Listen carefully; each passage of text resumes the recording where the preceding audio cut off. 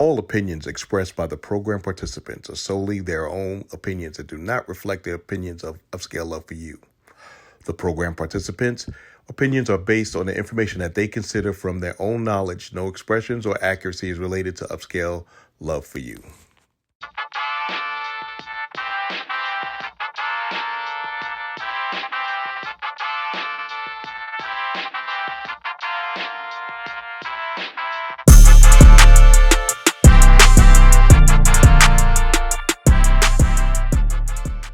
This is yours truly, Dr. Fabulous. I am your host of Upscale Love for You, Tantalizing Talk.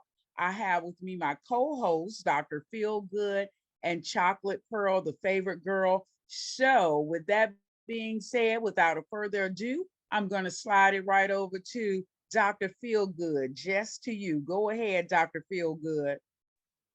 Good evening, ladies and gentlemen. Dr. Feelgood here, the man with the golden voice, the lady's choice, and of course, smooth as a Rolls Royce. Coming to you live from the 571, where we get things done and have a lot of fun. Now I'm going to pass it over to my sister from the same mister. Go on, Miss Chocolate Pearl, my favorite girl. Hey, y'all. This is Chocolate Pearl, your favorite girl, with the beautiful chocolate skin and the pearly white smile, coming to make your night for our final topic for tonight. Back to you, Dr. Fabulous. Okay. Well, welcome. If you don't know the purpose of Upscale Love, let me just give you a little nugget about Upscale Love for You. It is formulated to entertain, educate, and facilitate self-help, self-love, and everything you want and wish to know about love and relationships, to include dating, marriage, extracurriculum, so forth and so on. Upscale love is everything and all of that in and out and all in between. Whether you are actively seeking directions or looking for a way to pass the time with some real good conversation, you have found the right place. That's right. Upscale love for you is here just for you. So without further ado, we're going to go ahead and get started. And these questions, this is the last segment from our famous Anson Bowie. He wrote in. It was so deep and heavy. We had to have a 3-part series. And tonight, part 3 is how would you go about getting the ideal relationship? Now, I know so many of us, including myself, I done tried the Facebook apps, the dating apps. What's the name of it? Black. I was really feeling that Black thing, and then I realized I said, you know what? All these boogaboos. When it's all said and done, I think it's all a trick of the trade. But I can say I did meet two that was wonderful conversation and good. We turned out to be good friendship, and they were able to help me out. So I'm gonna just go around the board, and then I'm gonna come back and say how I think you can get that perfect, that real relationship, and it always happened this way. I'm going to ask around the board, how do you think that you could find that relationship that you're looking for? Would you do it online, in person? Just tell me how. How would you go about getting the ideal relationship? I'm gonna start with Miss Millie. You- Normally, I would go face to face in a traditional way. Normally, I had never, thought in a million years that it would happen online. But I actually, the guy I'm dating now, it's been about 3.5 months. And I met him on Facebook dating app. And everything is going really well. So that was So you're different gonna from give you. props to Facebook dating app. Hmm. Okay, all right then. Well, I'm gonna drop it on down to Nikki. Nikki, tell me, how do you feel about how to find that ideal relationship? Well, my first marriage, it was a blind date. So after after my divorce, I was like, no more blind dates. I don't trust it. I know. But I've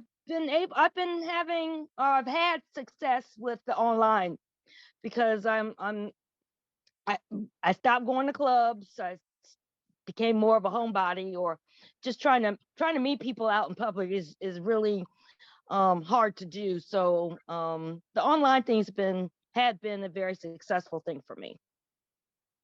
Okay. Tracy D. Okay, she must still be eating that No, no, no. popcorn. No, I'm good, good, good. You know what? Ask your question again, because I think a lot of the answers are like the mood Oh. of where you are finding the relationship. And I was thinking the question was something totally different. So if you could ask the question again, I greatly appreciate it. How would you go about, you now, not anyone else, how would you go about getting the ideal relationship? Nikki said that it's been pretty good with her online. Millie said 3 months in, it's working out for her. She found her relationship online. How do you do it, or how do you think you would do it if you're not in one right now? Yeah, so online is one vehicle, but I'm really I'm gonna focus on after I meet people, how do I determine if they're right for me, or how do I determine if they're a good fit for me? That's I always use this word when I talk to people. It's like I need to feel someone's authentic energy, not me give them a list of what I'm looking for in a man and they say, tell me all the ways that they can check it off and vice versa.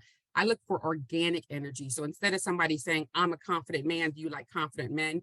I want to see their confidence, and I have my own checklist in my head. So I'm going to say through experiencing them, through experiencing their energy, and most importantly for me, in different settings. So the same dude that takes you to an expensive restaurant, will he play snowball fights with you? And can he get in a suit for, an opera? So I would just say experiencing that person. And that's the way that I determine whether or not they're a good fit for me. All right. Now I see a Robert's iPhone. Robert, can you hear me? Are you with me, Robert? Okay, well, I'll check back in with Robert a little later because he's not saying anything. I would like for a man, so I guess that would be Anson or either Dr. Feelgood, to give me their input on how they would get that ideal relationship. Well, I went to the corner and I looked for Joe's hose, but Joe's hose was closed. I then went to mail order route, but they said they were fresh out. So I went online and a couple were fine. I tried to make 2 mine, but it was Sublime. And I just looked at a lot of, I've cycled through them all. Black Planet, MySpace, MySpace? page. They still got MySpace? No, they don't have MySpace anymore. I'm just saying. Oh, this, okay. I was getting ready to say. All of them, but I did, I did good though. I'm good. You Just gonna good? say I'm good. Yeah. All I'm right. good. Well, that's good to hear. So, Anson, would you like to share? Right. So the question was, how do I go about achieving the ideal relationship? Correct? Uh-huh. That's what you got. Your question was, how would you go about getting that ideal relationship? Everyone, this is Anson. This is his part 3 that we're closing out tonight about relationships matters. Well, first and foremost, the intent was it all to be in one show so it can all come together so we can all remember it. That was the intent. That's why I put it in 1, 2, 3, 4 format. But it's neither here nor we're here now. And I would say the best way to go about it is to, one, check yourself. You have to do some self-analysis first before you go and try to be with someone else. That was the whole purpose of the series. Is we always talk about things that we have a problem with, but no one ever brings up any solutions to those problems. So how you go about getting that ideal relationship, one, analyze yourself first and see what you need to adjust about yourself instead of pointing the finger at someone else all the time. All right. Well, thank you for sharing that. Now, I guess I interpreted the question a little different. Everybody was saying like the different places online and meeting them there. But you know what I was always told? You can always find a good man. Guess where, y'all? Just In take a wild church, guess. in church. Church. At a Church and a funeral. grocery store. They told me the funeral is where you can get you one, especially with that hard string. They feeling a little down and out, and you just smile at them a little bit.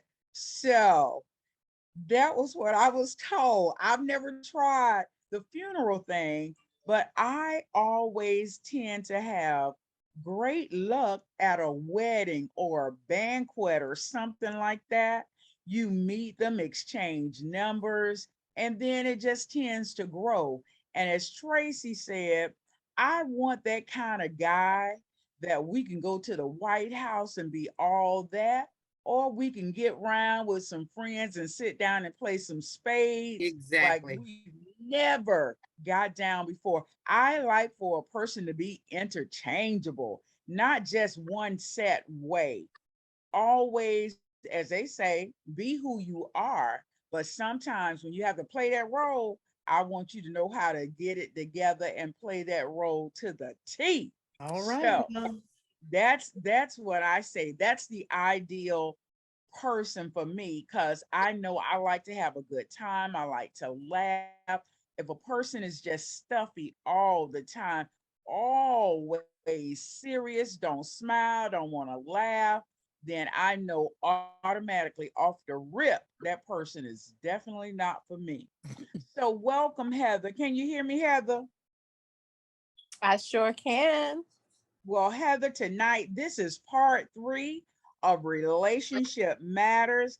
And the final faux pas is, how would you go about getting that ideal relationship? My answer to that is that's why I'm on this call, to be able to learn from you guys, because I have no idea. I'm going about it all wrong or something, because I'm failing.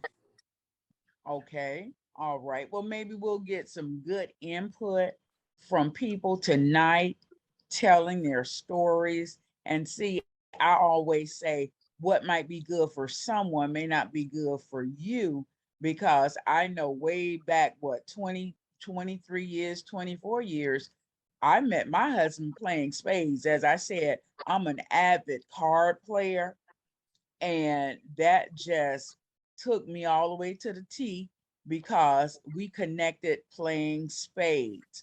So, with that being said, I'm going to come back down to Robert again. Robert, are you here? Anybody know Robert? Calling Robert once, calling Robert twice. No Robert. Okay. Miss Andrine, you always in the kitchen cooking. What you cooking tonight, Andrine? I'm cleaning up. I'm actually You- not cooking. I cooked last night. Oh, okay. You're cleaning. I'm Okay. Well, Andrine, tell us the secret. I know you've been in some relationships, even if they didn't work. We want to know how it happened. I think, ooh, I'm deferring. I feel like it's a matter of kind of like getting to know someone.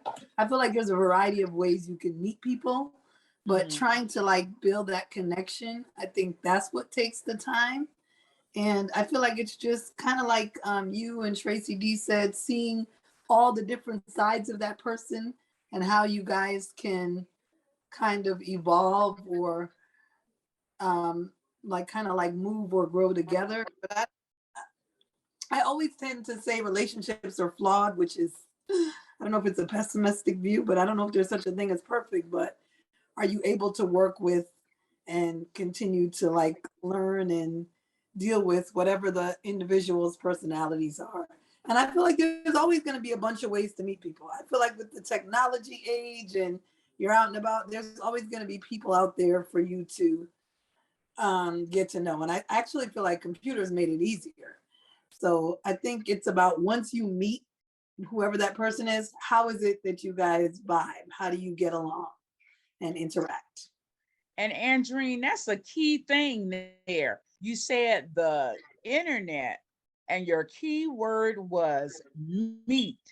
Because until you meet them, as they say, see them, feel them, smell them, they not real until you actually see that. Because so many people, and the new scam ladies is you'll talk to them for about a week or whatever, and then they'll tell you that they're working over in Alaska or something, and that they're going downtown and they lost their wallet. And can you help them get back? I was like, man, if you telling me you're an architect and you wherever you are and you lost your wallet and you don't have no means to get back, you need to stay where you are. Hello. Okay, now moving right along. I'm going to ask this next question. When you meet a person and you're into one another and you think it's going so well, and then all of a sudden you don't hear from this person no more. My question to you ladies would you become worried?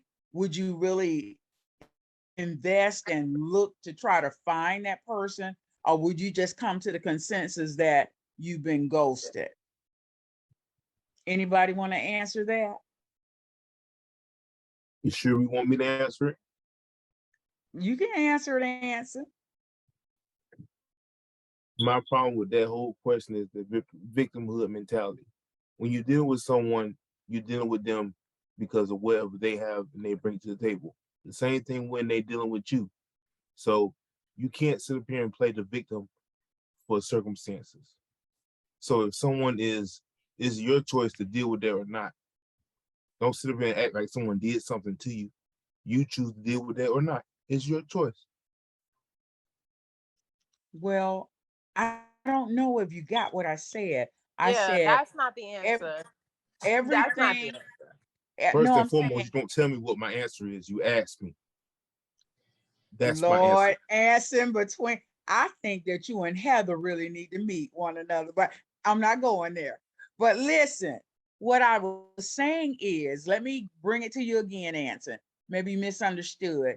Everything was going absolutely wonderful between the both of you. The conversation was good. You all have met one another. It's not like you've never met this person that you met on the internet. You met them, you've been out a couple of times, but then all of a sudden you don't hear from them anymore.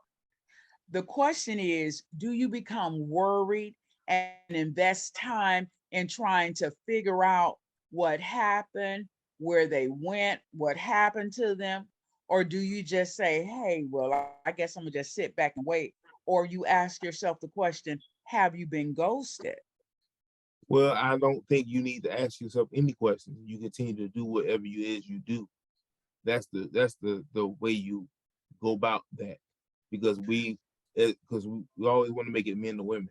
But I'm gonna tell you this: men deal with that as well. Men No, deal no, with no. I'm not being saying if it was a ghosted as man or well. woman.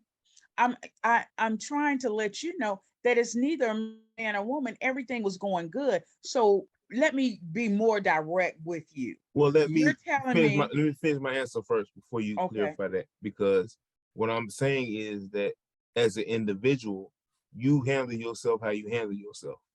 You don't have to sit up here and ponder on what the other person is doing if you're not agreeing with it. If it's something that's against what you want, then you continue to move on how you move on. This is something that we deal with in dealing with relationship with anyone, whether it's family, whether it's relationships, whether it's coworkers. You do what you do and keep it moving. So okay. whether you got ghosted or not is irrelevant. My question, you're still missing my question.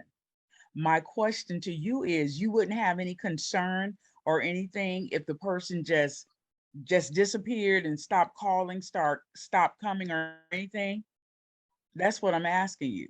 You can have concern, yes, but that doesn't have anything to do with how you proceed. Okay. Well, what I'm going to do, I got your answer. I'm gonna jump on up to Heather. Then from Heather, I'm gonna come to Millie and Robert. I'm so glad to see your hand up because I called on you like 2 or 3 times and you didn't answer me. But come on, Heather, tell me. I don't know if Anson is missing what I'm saying, but he said he gave his part, and I'm gonna take it as it is. Heather, go ahead. Let me hear your thoughts on that.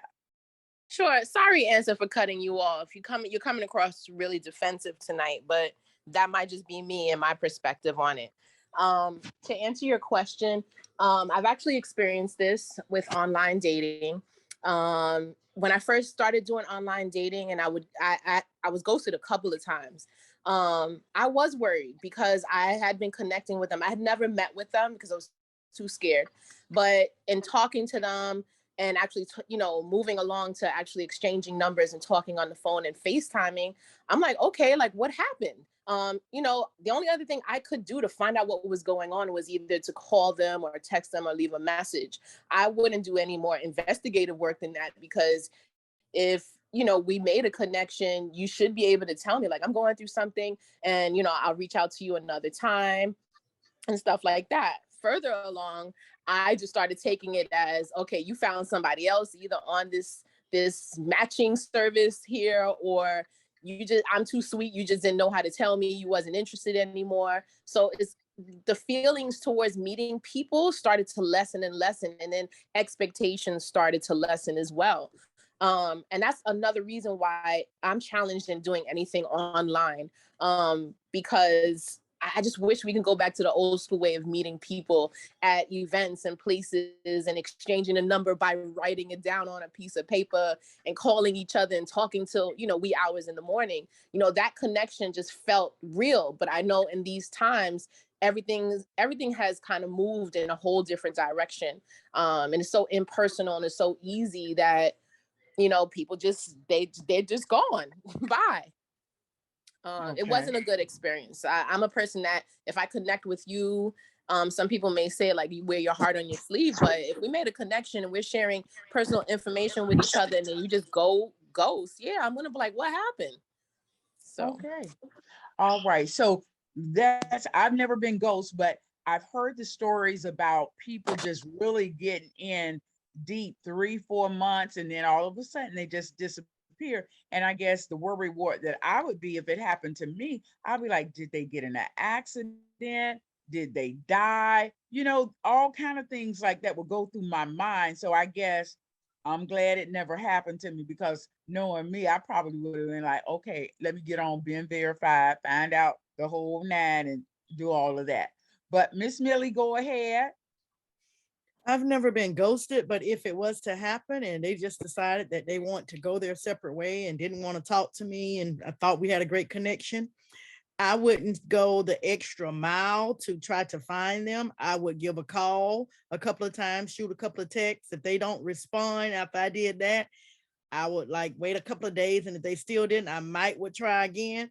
But after that, my philosophy is people be where they want to be. You can't make nobody be with you if they don't want to be with you. So the best thing to do, if people want to be left alone, you have to leave them alone. Gotcha. Well, that's short and sweet and to the point. I like that. Okay, Robert, can you hear me? Yeah, I can hear you now. Okay, Robert. Um, and you have your hand up. Go ahead. Yeah, I mean, for me, I guess it depends upon where you are in the connection process, because I feel like if you made some sort of a connection with the person and they ghosted you for whatever reason, or there is a breakdown in communication, I think everybody would have a level of concern for that person's well-being. But with that being said, I think after, you trying to reach out or whatever the case may be, the only thing you can do, or the only thing that I would do is just, just pray and hope that they're well and just continue to move forward. All right. Thank you. Now I like that. Pray and go forward. Is there anyone else that would like to answer that question? Dr. Feelgood, you got anything on that? Not at this time. Okay, so with that being said, I'm gonna move right along and turn it over to the one and only Dr. Feelgood.